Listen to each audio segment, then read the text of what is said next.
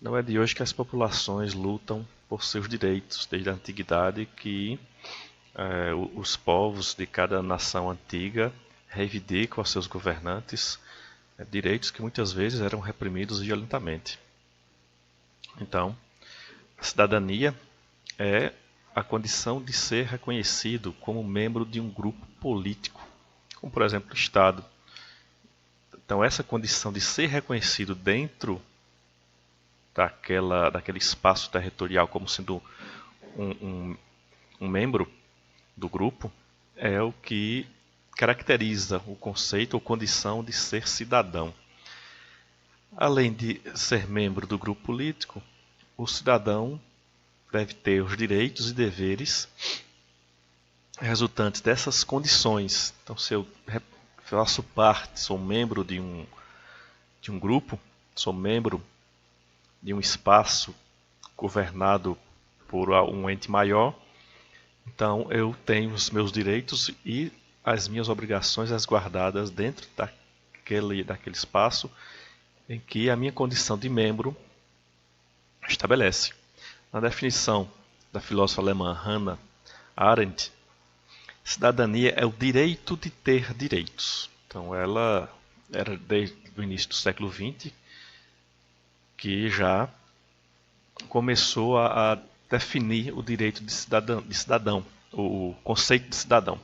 Em muitos países, esse direito de ter direitos não é obedecido. Nós temos exemplo aí, os países muçulmanos, em que as mulheres, muitos deles, né, as mulheres não têm direito a dirigir, não têm direito a ter um emprego, não têm direito, muitas vezes, a ir para a escola em países mais fechados, principalmente os países muçulmanos, que têm uma cultura muito conservadora, e com isso também muito machista, em que só o homem é que tem direito de fazer o que quer. Então, ela pensava que nas pessoas que foram expulsas de seus países durante a Segunda Guerra Mundial e por isso deixaram de ser reconhecidas como cidadãs de qualquer país. A Hannah, ela pensou nisso na época da Segunda Guerra Mundial. As pessoas que deixaram seu país como refugiados foram para outro país, mas aí perdeu a cidadania, não tem cidadania de país nenhum. Então perdeu totalmente esse direito de ser reconhecida como cidadã de qualquer país do mundo. Então, com o fim da Segunda Guerra Mundial, houve a repatriação de vários povos e com isso retomaram o seu direito de cidadania desses países. Ser cidadão de um país significa ser, antes de tudo, reconhecido pelo povo, né, no caso brasileiro, como cidadão. Então tem que ser reconhecido como igual. Perante todos nós brasileiros, nós temos que ser reconhecidos uns pelos outros como cidadão que somos. Então, tanto quanto eles, e reconhecê-los como cidadãos, tanto quanto você. Então, tem que se reconhecer. Uma pessoa reconhecer a outra como cidadão. E respeitar seus direitos, tanto quanto quer que os seus direitos sejam respeitados. Se uma pessoa rica ou poderosa acha, por exemplo, que a lei não se aplica a ela, mas apenas aos mais pobres, essa pessoa está desrespeitando os princípios da cidadania. Ela não está vendo no outro o direito de ser cidadão, ela está se reconhecendo como acima da lei. Isso acontece muito no nosso país, em muitos países subdesenvolvidos pelo mundo, que é quando os que têm mais dinheiro ou mais poder, principalmente poder político, acham que a lei não é aplicada a ele, principalmente a lei penal, que pode roubar, pode ser corrupto, pode fazer o que quiser, até matar e não ser preso. Acontece muito no nosso país, muitas vezes com pessoas que estão ligadas diretamente à política,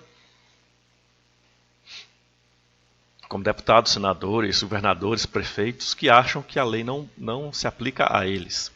É muito comum no Brasil as pessoas, por terem mais dinheiro, ser mais respeitadas, e os mais humildes não terem o mesmo respeito em determinadas localidades que se vá. E isso é um exemplo que acontece muito. Então, mas a cidadania não é só ser reconhecido como parte de um país. Então, não é apenas ser reconhecido.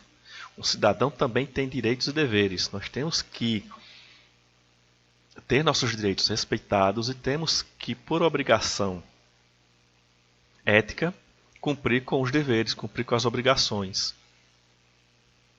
Né? E esses direitos e deveres não são os mesmos em todos os países, nem em todas as épocas. Havia época em nosso país que a mulher também não tinha direito ao voto. Então esse direito ao voto foi sendo colocado para o voto feminino ao longo do tempo. Houve também uma época em que o direito à escola, as mulheres também não tinham direito a estudar. Então, com o passar do tempo, as mulheres foram adquirindo esse direito de estudar. Então, hoje, perante a lei, pelo menos, temos os direitos iguais. Houve a época também que os negros, descendentes de escravos africanos, também não tinham direito a muitas coisas. Então, não eram reconhecidos como cidadãos. E ainda hoje, em alguns países, no Oriente Médio, mulher não tem direito a voto, mulher não tem direito a cargo público, mulher não tem direito a viajar sozinha, mulher não tem direito nem a sair de casa, dependendo do país. Por exemplo, nós temos aí o Iraque, temos o Irã, países muito fechados, muito conservadores, e que o machismo é total.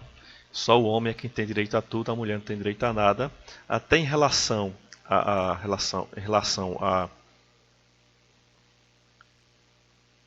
vida amorosa. A mulher olhou para algum homem já é considerada traição, o que vale a palavra do homem. E ela é condenada a ser apedrejada por isso. O homem, no entanto, pode não frequentar, mas pode se relacionar com várias mulheres. E isso é legal. Então há muito o que se fazer, principalmente no mundo árabe, porque ele é muito conservador, muito fechado e não está aberto a nenhum tipo de diálogo para mudar essa realidade. E tem muitos defensores também. Então isso tem que mudar em alguma época. Assim como a nossa sociedade está mudando, a sociedade muçulmana tem que mudar também. Então, os direitos que compõem a cidadania foram conquistados por meio de longas lutas políticas. Essas longas lutas políticas chegaram também a muitas mortes por conta dessas reivindicações, muito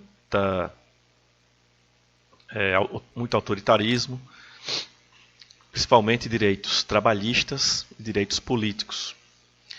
Os direitos que a análise clássica sobre a evolução da cidadania e dos direitos que a compõem foi feita pelo sociólogo inglês T.W. Marshall.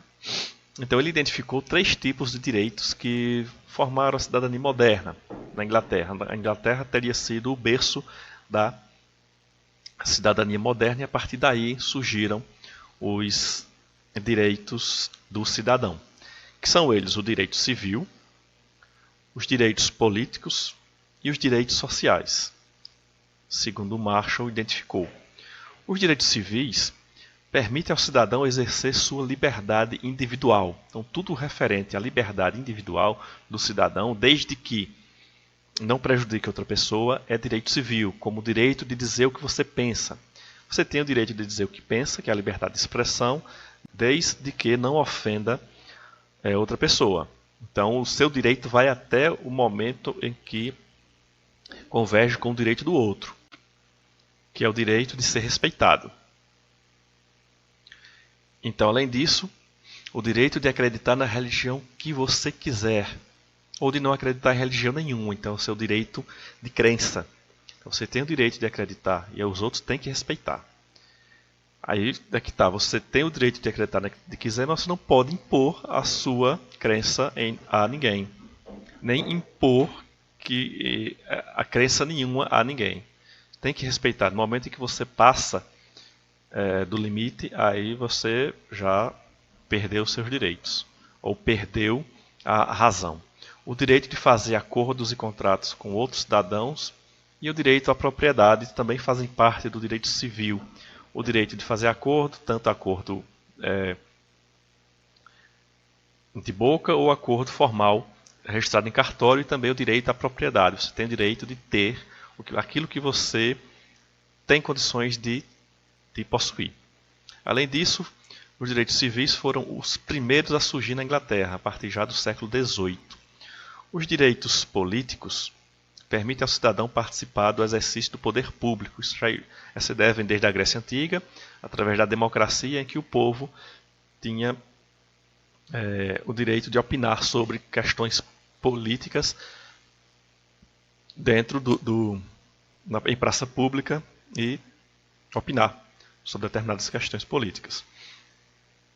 Então, o direito ao voto é um exemplo de direitos políticos, e também o direito de se organizar como outros cidadãos para defender suas propostas. Então, isso também inclui o direito de formar partidos políticos. Não você pode formar um partido político na hora que você quiser, porque tem que ter uma quantidade mínima de membros para formar um partido político. Mas você tem direito de formar grupos de cidadãos e reivindicar as suas propostas. Também o direito de ser eleito para cargos políticos, o direito de votar. Se você tem o direito de votar, então você também tem o direito de ser votado. Você tem direito a concorrer a esse cargo. Esses direitos políticos se consolidaram na Inglaterra já no século XIX, com o reconhecimento do direito de voto para todos os cidadãos. Inicialmente, o direito de voto era para os homens. Aí, posteriormente, com as lutas e a intervenção feminista, é que veio o direito de voto para as mulheres. Então, sempre os direitos foram adquiridos primeiro para o homem e depois para a mulher. E os direitos sociais, que garantem à cidadania garante ao cidadão um mínimo de bem-estar econômico e uma vida digna. Então, esses direitos sociais, inclusive, fazem parte dos direitos humanos, que é o seu direito à própria vida, é um direito social. Você tem o direito a ter uma vida, e essa vida não é apenas de ser vivida, e sim de ser uma vida digna, de acordo com o padrão do país e da época também, como o direito à educação. Então, todo cidadão tem o direito à educação, tem o direito à saúde, tem o direito à aposentadoria na velhice ou em caso de invalidez. Isso são os direitos sociais que garantem uma vida digna, que deviam pelo menos garantir uma vida digna para todos os cidadãos. E a gente sabe que uma aposentadoria no Brasil nem sempre é suficiente para garantir o bem-estar de uma pessoa. Os direitos sociais ganharam força no século XX com a conquista dos movimentos operários europeus. Então, esses movimentos forçaram o Estado a prover a todos os cidadãos a saúde e a educação pública, entre vários outros direitos que esse movimento operário garantiu na Europa, que antes só tinha direito ao estudo quem pudesse pagar. Então, forçou o Estado a garantir escolas públicas para os cidadãos que não pudessem pagar uma escola. Garantiu hospitais públicos para os cidadãos que não pudessem pagar a um médico para ser atendido. Então, foi importantíssimo esse movimento operário europeu lá no século XX. A cidadania é uma condição que nos permite participar como iguais de discussão política e uma reivindicação de que todos participem do que Marshall chamou de herança comum da sociedade, da riqueza que ela produz e da discussão sobre os valores que a sustenta. Esse é o conceito de cidadania, segundo o que estudamos aqui. Nos permite participar das discussões. Também nos permite reivindicar e participar da herança comum da sociedade. Que herança comum da sociedade é essa? Da riqueza, participar da riqueza. Claro que existem pessoas mais ricas e mais pobres, mas nós temos o direito de ter uma parte dessa riqueza que foi produzida pelo Estado. Nós temos temos direito também de ter uma parcela de valores, não só valores quantitativos, como também valores formais que sustentam a sociedade de determinado estado. Após a aula, vamos responder essa atividade sobre a luta pela cidadania. Primeira questão. De acordo com o que você entendeu, o que é a cidadania? Então, para você, o que é cidadania? O que significa ser cidadão? Você, como cidadão ou cidadã que participa de uma sociedade, participa de um estado, o que é ser cidadão ou cidadã? O terceiro, o que significa dizer que o cidadão tem direitos e deveres? O que significa ter direitos? O que significa ter deveres? Explique os direitos. Explique os direitos civis, então o que são direitos civis, o que são direitos políticos e também explique o que são os direitos sociais.